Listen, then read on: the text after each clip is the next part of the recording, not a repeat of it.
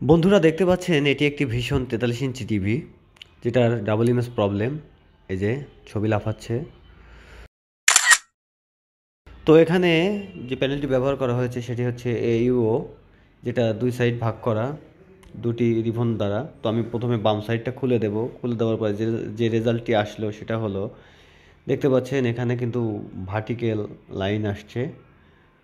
তো এখন আমি উল্টো পাশ অর্থাৎ ডান পাশের রিমোটটা খুলবো। ডান পাশের রিমোটটা খোলার পরে যা দেখা গেল সেটা হলো গ্রাফিক্স কিন্তু ঠিক আছে, এখানে নো ডিসপ্লে একদম ক্লিয়ার দেখা যাচ্ছে। অর্থাৎ আপনার বাম পাশটা ঠিক আছে, ডান পাশেই সমস্যা। তো আমি ডান পাশের যে গেট লাইন আছে সিকেবি লাইনটা ব্লক করে দিলাম টেপ দিয়ে। তো টেপ দিয়ে ব্লক করে দেওয়ার পরে যে রেজাল্টটা আসলো সেটা এখন আপনারা দেখবেন।